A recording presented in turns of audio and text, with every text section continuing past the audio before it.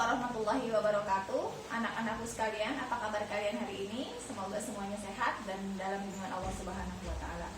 Baik, Ustazah Putri akan melanjutkan pembahasan kita berikutnya, yaitu di bab 8. Judulnya adalah teks drama, seperti yang sudah kalian lihat di papan tulis. Di dalam benak kalian, setelah mendengar kata drama, mungkin akan berpikir yang satu acting, kemudian siswa yang lain akan beranggapan pemeran utama, kemudian ada yang lain juga berpikir panggung, kemudian ada lagi setelah kata drama apa yang ada di benakmu? Sedih, kecewa. Nah, seperti itu. Nah, memang semuanya tidak bisa disalahkan. Ada beberapa kata kunci yang dapat kita gunakan untuk mendefinisikan apa itu drama yang sebenarnya definisinya. Di sini Ustazah sudah tulis beberapa kata kunci apabila kita ingin menafsirkan makna dari drama itu sendiri. Yang pertama ada dialog, kemudian pentas, tingkah laku, dan mimik. Mungkin dari keempat kata tersebut ada satu kata yang kurang familiar di telinga anak-anak semua, yaitu yang terakhir, kata mimik. Mimik ini berarti adalah ekspresi wajah atau gerak wajah. Jadi bisa sedih, kecewa, senang, kaget, semua bisa dilihat dari gerak wajah. Jika kita ingin menggabungkan kata kunci ini, itu adalah definisi dari drama itu sendiri. Bagaimana kira-kira bisa menggabungkan keempat kata tersebut menjadi satu definisi drama? Oke, Ustazah bantu ya. Jadi, drama itu adalah dialog atau percakapan yang dipentaskan dengan tingkah laku dan juga mimik. Nah, apa maksudnya di situ? Dialog itu kan percakapan. Jadi percakapan yang dipresentasikan atau dipamerkan atau dipentaskan, itu sama maknanya ya. Jadi percakapan itu dipentaskan dengan tingkah laku, yaitu dengan acting tadi, berkaitan dengan acting dan juga mimik, gerakan muka, ekspresi wajah. Jadi di dalam drama itu pasti tidak dapat dipungkiri yang pertama ada unsur di situ dialog, pentas, tingkah laku dan juga mimik ya. Jadi Ustazah ulang lagi ya. Pengertian dari drama itu adalah dialog atau percakapan antara satu orang atau lebih yang dipentaskan dengan tingkah laku dan juga mimik. Mimik tadi apa? Ekspresi wajah ya. Oke, kita masuk ke struktur dalam sebuah drama. Drama ini, jika kalian lihat di buku paket, itu sama maknanya dengan kata lakon. Jadi jangan bingung, jangan heran, jangan kaget kalau tiba-tiba ada kata lakon dan kalian tidak tahu maknanya. Nah, tidak boleh ya. Sekarang sudah Ustazah kasih tahu bahwa lakon itu adalah sinonim dari kata drama. Bisa dilihat nanti di bukunya. Selanjutnya mari kita bahas tentang prolog, babak, adegan, dialog, monolog, dan reira. Prolog, Ustazah tulis itu adalah kata pendahuluan dalam drama. Jadi sebelum drama dimulai, sebelum pemain acting, sebelum pemain beraksi, akan ada seorang narator atau pembaca deskripsi tentang drama itu sendiri sebelum drama dimulai. Misalnya, salam sejahtera, assalamualaikum warahmatullahi wabarakatuh, para penonton sekalian. Kali ini kami dari teater Bumi akan mementaskan sebuah drama yang berjudul Ikatan Batin Seorang Anak, misalnya gitu ya. Jadi sebelum drama dimulai akan ada seorang narator yang bicara gitu. Kemudian ada juga di dalam drama itu adalah babak. Jadi ada babak. Jadi ada beberapa babak dalam setiap drama. Tidak hanya satu, bisa ada 20 babak, 10 babak, 5 babak, atau bahkan 3 babak misalnya dalam drama pendek. Babak ini maksudnya adalah pergantian suasana atau pergantian latar misalnya. Ditandai dengan apa? Misalnya di panggung atau di semacam panggung besar seperti itu ya, biasanya babak yang satu dengan babak yang lain akan dibedakan dengan misalnya mengganti mengganti setting atau mengganti tempat. Misalnya tadinya suasananya di rumah, kemudian selanjutnya kamera diarahkan ke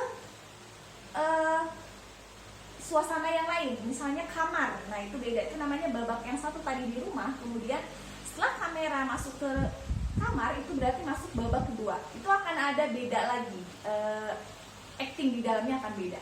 Nah kemudian adegan ini terkait dengan babak ya. Jadi kalau babak tadi babak satu misalnya ada di dalam rumah tadi ya, di rumah, situasinya di rumah, latarnya di rumah.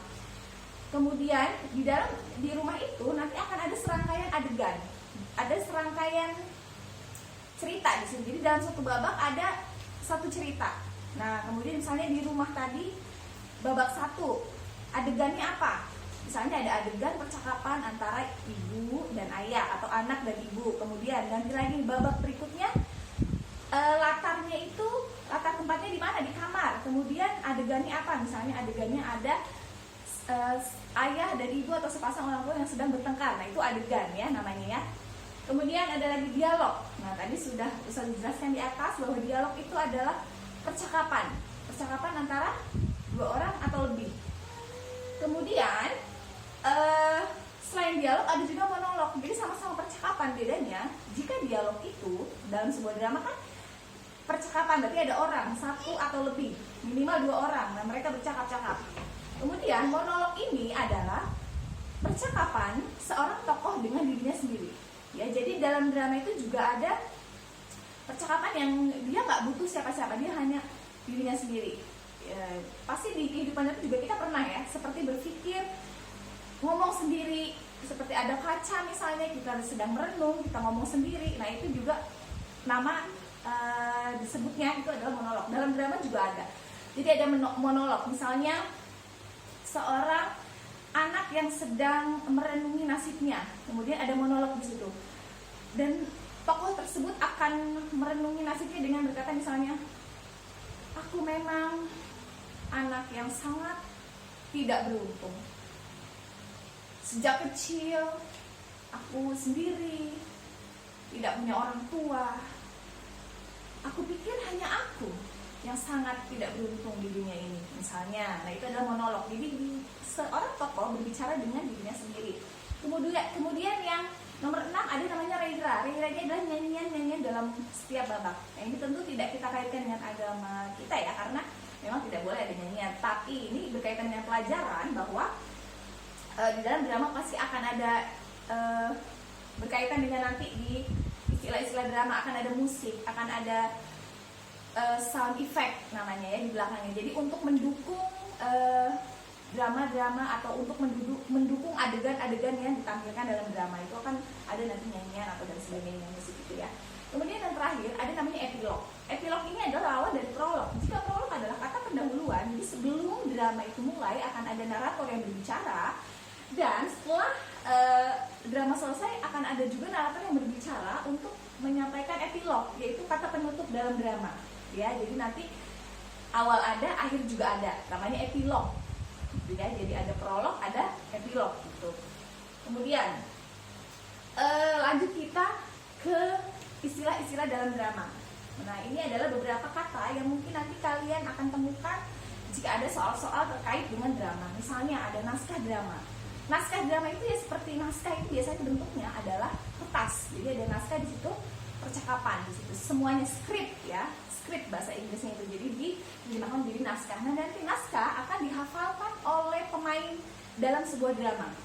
Jadi dihafalkan terlebih dahulu, baru kemudian setelah hafal baru mereka akan pentas gitu ya. Jadi tanpa melihat naskah. Jadi naskah itu ya berbentuk kertas, bisa juga berbentuk tulisan tangan, sebuah percakapan gitu.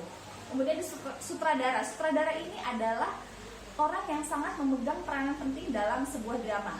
Karena apa? Karena sutradara itu adalah yang memilih pemainnya, yang menilai apakah acting pemainnya itu sudah bagus atau belum, sudah baik atau belum, sudah berkualitas atau belum berdasarkan tokoh, misalnya gitu ya.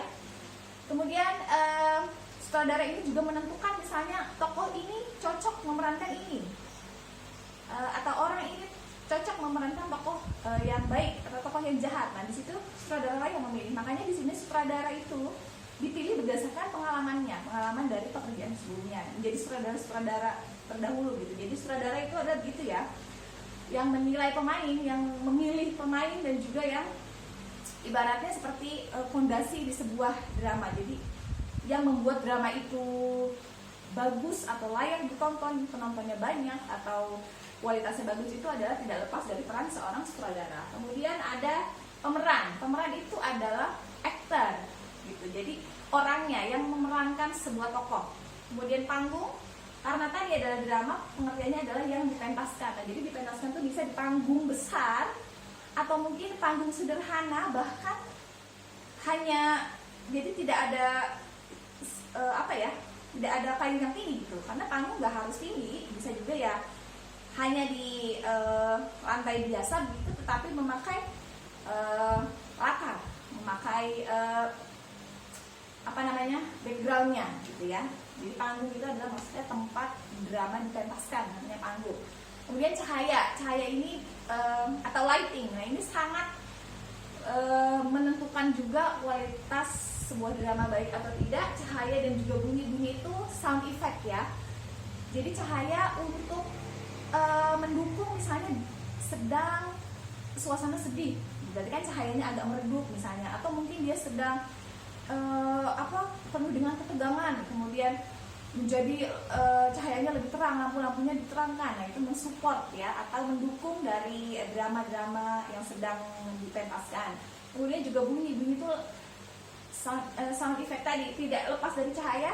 Selain ada lighting juga ada bunyi. Jadi misalnya di suatu suasana yang sedang sedih misalnya, pasti ada bunyi atau efek suara yang juga mellow, yang sedih, yang ikut membawa emosi penonton. Kemudian cahaya juga meredup, nah seperti itu ya. Jadi cahaya dan bunyi ini sangat berkaitan. Kemudian selanjutnya kostum atau pakaian, ini juga mendukung dari pemerannya atau tokoh yang memerankan. Misalnya ada seorang tokoh yang harus memerankan sebagai orang tua, nah berarti harus orang tua dalam arti sesungguhnya ya, maksudnya seperti kakek-kakek atau nenek-nenek ya, berarti harus kostumnya harus mendukung, misalnya memakai kebaya atau memakai sarung atau memakai